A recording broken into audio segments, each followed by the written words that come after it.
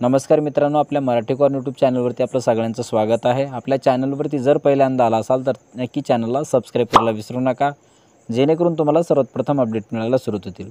तर मित्रांनो, आज आपण आपल्या चॅनलच्या माध्यमातून एक महत्त्वपूर्ण व्हिडिओ पाहत आहोत की जी काही मुख्यमंत्री लाडकी बहीण योजना आहे, या योजनेबद्दल राज्य सरकारने एक मोठा निर्णय घेतलेला आहे आणि या अंतर्गत जो काही हप्ता आहे तो लवकरच वितरित करण्यात येणार आहे। तर याबाबतची माहिती आपण या व्हिडिओमध्ये बघितलेली आहोत, तर नक्की या व्हिडिओ शेवटपर्यंत बघायला विसरू नका। तर चला व्हिडिओला सुरुवात करूया।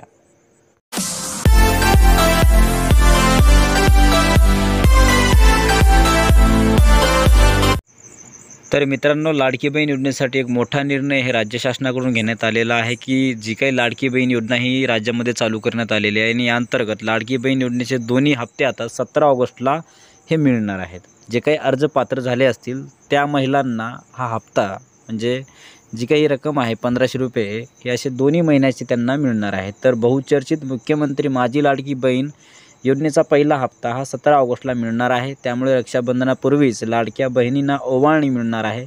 आतापर्यंत 1,40,00,000 अर्ज दाखल झाले असून त्यापैकी 1 कोटी अर्जाची ही छाननीसुद्धा पूर्ण करण्यात आलेली आहे आणि या योजनेसाठी 31 ऑगस्टपर्यंत महिलांना अर्ज भरण्यासाठी मुभासुद्धा देण्यात आलेली आहे।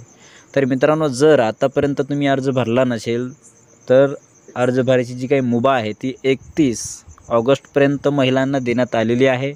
जर या लाडकी बहीण योजनेचा जर तुम्ही फॉर्म भरला नसेल तर तुम्ही 31 तारखेपर्यंत 31 ऑगस्टपर्यंत तुम्ही हा फॉर्म भरू शकता। तर अशा प्रकारचा एक मोठा निर्णय लाडकी बहीण योजनेसाठी राज्य शासनाकडून घेण्यात आलेला आहे।